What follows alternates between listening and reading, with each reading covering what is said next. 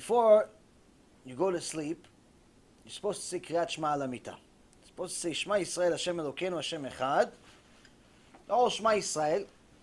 And you're also supposed to be part of the Shema al Hamita is Vidui. You're supposed to Vidui. Chatanu, Avinu, Pashanu. Hashem, we made sins. Chatanu means we made sins we didn't know was a sin.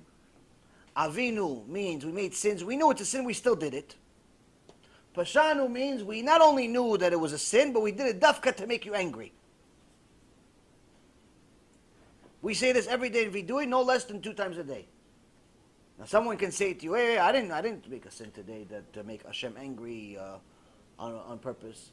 Yeah, but how do you know the one that you did do last week, or a month ago, or a year ago, or even your previous Gilgul? How do you know you did tshuva for it yet?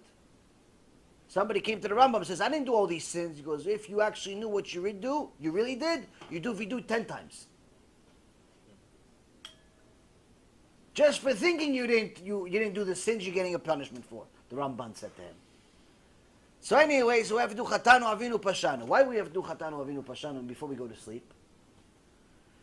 Because a person is supposed to do tshuva before he dies. Before someone dies, you're supposed to help them do Kriyat Shema in Vidui. Why? Do tshuva before you die.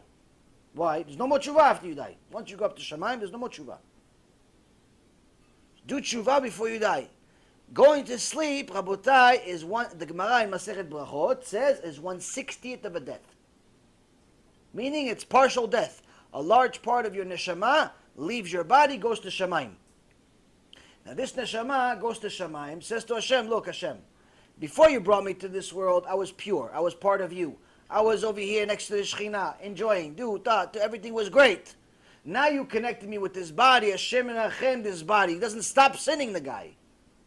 He looks here, he looks there. Everything that moves, he looks at it. His eyes don't stop sinning. His hands, he doesn't keep them to itself. He keeps stealing from everybody. He steals on the computer, he steals at work, he steals here, he steals everywhere he steals.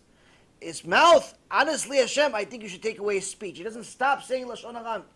The guy doesn't stop talking. Every time he talks, Lashon Hara comes out. If it's not Lashon Hara, he doesn't talk. So the Neshama goes up to Shamayim, complains. I don't want to go back. I don't want to go back to this body. Why? This body is killing me. Hashem says, you have to go back. I believe in him. I believe that today he's going to do tshuva. Is it today, Hashem? He's not going to do tshuva. He didn't do tshuva yesterday. He's not going to do it today. No, Hashem. He has to do. He's going to do tshuva today. He has a shiur on Sunday at 8 o'clock. Starts really at 8:30. He's going to go. He's going to do tshuva after the shiur. He's going to watch the clips. He's going to do shiur. He's going to do tshuva today. Hashem, he's not even going to go to the shiur. This guy's a batlan. He's lazy. He's going to watch sport. He's going to do this. He's not going. He's not going to do tshuva. Hashem says, I command you. He commands the neshama. I command you to go back to the body. Now this whole time, the neshama signs off on all the sins that the body made. Which means that after 120, somebody goes up to Shamayim. They're going to show him all the sins. They're not only going to show him the sins that he made in his life, the movie of all the sins, but they're also going to show him his signature. Look, over here you admitted you did this. Over here you admitted you did this. Over here you admitted you did this. And also going to show him all the Malachei Chabalah that he created. All the angels of death that he created from all the sins that he made. So there's no like, oh, I wasn't sure. I didn't know. Really, I did it. There's no surprises in Olam HaEmet. Everybody knows. So now the neshama says, listen, save me before it's too late. I have to pay for the sins because I'm a partner. But let me just pay for it now already. Don't bring me back into the bodies and make more sins. Hashem says, no, today he's going to do tshuva.